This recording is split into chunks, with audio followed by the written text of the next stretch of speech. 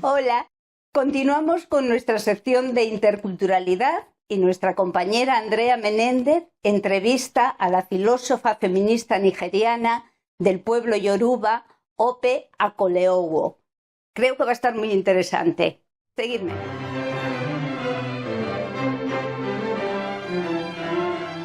We are delighted to invite our guest speaker today, Professor Ope Akoleowo, and I hope I have pronounced your name well. You have, and I'm surprised and I'm happy. That was very good of you. Thank you. Well done.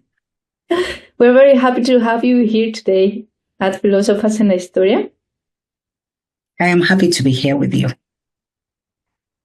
So perhaps you could tell us a bit about how you ended up being a professor of philosophy, perhaps. Oh, okay. It's a very long story, but I'll try to cut it short.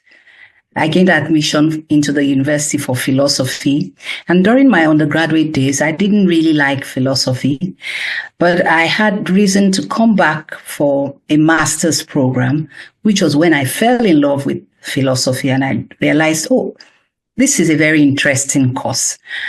And then, coupled with certain things in my life, I decided I was going to go back to continue with a PhD in philosophy, and I will continue as an academic. And so I just decided I was, when I first wrote my master's project, I wrote on Simone de Beauvoir's feminist existentialism, and it was a very interesting topic. It was a very interesting topic, but after my master's, I didn't come back immediately. I wanted to do a bit of work. I wanted to earn some money, and so I went into the industry. I got married, and then after a while, I realized that I wasn't fulfilled. I wasn't happy. So I came back to school, got my PhD form, started, and continued working. However, when I came back for my PhD, I actually started in business ethics, not feminist philosophy or African philosophy. But over the years, after I had my PhD, I had occasion I got a fellowship, the supranational Andrew Mellon's Decolonization, the university fellowship project. And so I gained interest on decolonization in African philosophy, and I started reading.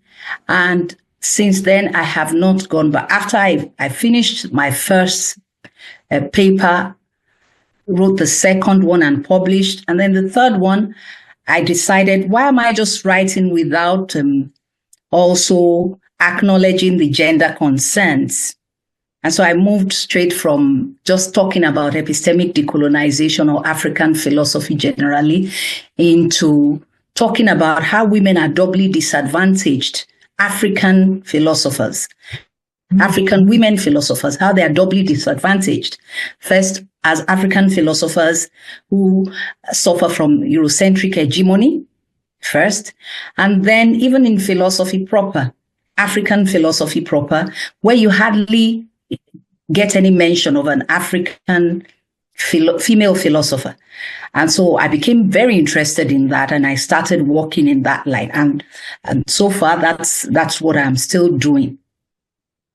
That's so exciting for us to learn more about this, because in Europe, they don't teach us about other philosophers, and not even female philosophers. Yes. For us, it's double interesting to learn always about female philosophers, but especially non-Western. So my first question to you would be, if you could please tell us more about this idea of epistemic decolonization? Great. Very simply put, when we talk about epistemic decolonization, you can define it as a call from, various scholars that when it comes to African epistemography, when it comes to African studies, when it comes to what is being taught in African schools, we still have the remnant of the colonial era. Much of what is still being taught is really from a Western orientation. For example, in philosophy, when you talk about the courses that an undergraduate takes in philosophy, in my university, for example, you barely have like 3 courses for a 4-year and 8-semester course. You barely have 3 courses that tackle reflections on African reality. And so what I was taught, what most students in Nigerian institutions are taught, are Western-centric ideas and ideologies and scholars. They're not just, Western ideologies and scholars, they're mostly male scholars as well. And so epistemic decolonization says that this Eurocentric hegemony, this over concentration of Western ideologies in our school systems should be dismantled and replaced with new reconstructed curricula where Africa and African concerns are at the center of the knowledge universe, where teaching, learning, and research is focused on African concerns, where Africans, talk about their worldviews and center themselves in such worldviews rather than talk about themselves in relation to how other people regard them. And, this call has come because after independence, political decolonization, as you could have it, after the independence of many African countries, what you still find in this current time is that African countries are still mired in that quest for development. They still are regarded as underdeveloped countries or developing countries. And you see, every time they make attempts at introducing new ideologies, new theories to come out of this underdevelopment that they are in, these ideologies, these theories hardly work. And one of the reasons scholars have proposed is because such ideologies are not actually reflective of African ideas themselves. They are imported ideas that cannot be integrated with African cultures. And so epistemic decolonization says we were focused too much on things that would benefit the West rather than things that are of concern to Africa. So that is basically what epistemic decolonization is. Decolonization from the episteme, from our schools, from African schools, from African curricula, where African concerns will now become things that will be addressed by both students and scholars. Is this has already been implemented in the curricula? Well, in some places, somehow. But in my university, for example, what we tend to do, which is why in one of my publications, I talk about the role of the scholar, the role of the lecturer. I talk about scholar activism. In my school, what we tend to do is, as lecturers, once we teach any course that is Eurocentric based, we tend to also include African scholars, African theories, African ideologies. The Nigerian educational policy actually states that we should teach African scholars, we should teach African ideologies, we should teach African theories, but that is not properly implemented. So for now, it's still a lot of struggle getting, these ideas across to those who are in authority to ensure that it is properly implemented. It's already in the laws, but implementation is a problem. Thank you. I would like to ask you as well, you mentioned previously about the double discrimination that female African philosophers face. And we are very interested in knowing more about this idea of philosophical Nigerian feminism, if you could share with us. Yeah. Let me first state that I'm not sure that there's any theory called Nigerian feminism. What we actually have is more of continental arguments for African feminism rather than Nigerian feminisms. And one reason I think this is so is because there's this controversy over whether, we as Africans, I as a Nigerian, identify as a Nigerian, or I identify more with my ethnic group. And so most feminist scholars, most feminist philosophers are likely to present theories labeled African feminism, but from a cultural perspective. Nigeria, for example, has many ethnic groups. I'm just from one of the tribes, although I am fortunate enough to have researched into the three major tribes, mine included, and how they view gender concerns. And I've written on that as well in a book titled Pathways to Alternative Epistemologies. I have a book chapter there. And so in that book chapter, I talk about a decolonized perception of who the female is in each of these three major tribes. And so basically, if we talk about what Nigerian feminism is, it will be very difficult to define. But what I can say is, you see, when you look at Nigeria, Nigeria is characterized by what I would call conservative moral and religious standards. And so most times, when you talk about feminism generally, or African feminism, which some of us attempt to differentiate from Western feminism, you have this pushback from many Nigerians who argue that feminism itself as an ideology is un-African, and therefore, since Nigeria is a country in Africa, it's not Nigerian. But some of us have been working on telling them, going to the roots of our culture to show how feminist concerns and feminist agitations have actually, been in existence way before the colonialists came on board.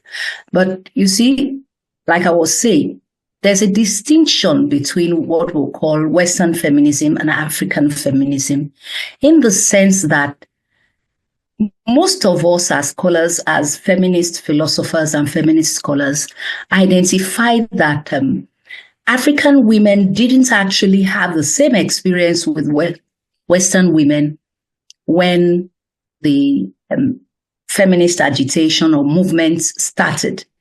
For example, Western feminism started with the agitation for the right to vote.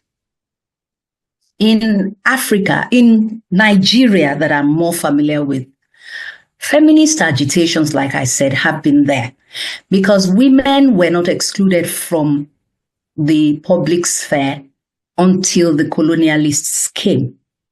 If I talk about my own ethnic group, the Yorubas, in fact, women held the economic power in Yoruba cultures and societies because they were in charge of the markets, and they had chieftains who liaised with the other chiefs on women matters.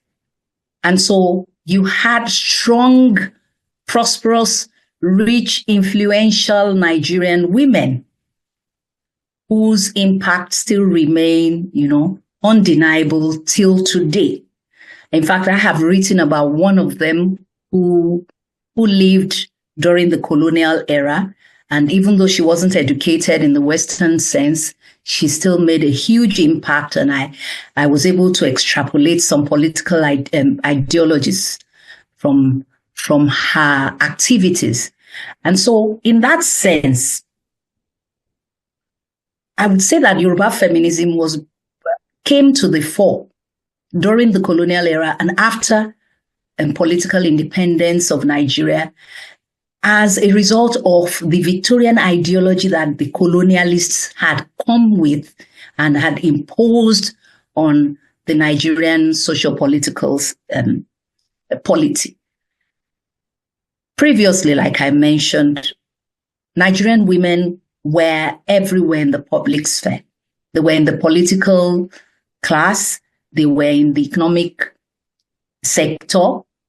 They were also, they also held their own in social groups. But by the time the colonialists came with their women must not be heard, only seen ideology, it became very difficult, especially because by the time they came, the first group of people that they trained were the men, and they trained men to be clerks. And you see, men in turn, by the time they were training the women, they trained women in domestic chores rather than training women with the same curriculum that they trained men with. And so they came up with this idea that women were meant to stay in the private sphere, to be wives and mothers, and couldn't work. And that became an ideology that over the years, many people have bought into, which is why I would say that our feminisms right now are more like attempts at reversing the colonial imposition that I just explained. And so you have people who argue that, well, feminism itself, the idea of women, like Oyerunke Oyewumi would say, was foreign to the Yoruba culture because we didn't have gender itself was not a major social category. And then you have others who would say gender was a major category, but gender differences were fluid. We have in African metaphysics, we talk about binary but complementary underpinnings rather than binary oppositional. And so each sex has a role to play, and there's no strict and rigid demarcation as to which roles men must play and which roles women must play. So I think that's what I can say about the difference in the light of the time that we have. It is actually very interesting, this topic you just brought on the table. Is the gender, binary, non-binary, or complementary, or yes. And we would definitely love to hear more about that. But I think now for this episode, we are already reaching our time. I would like to thank you very much for this session. And you're welcome.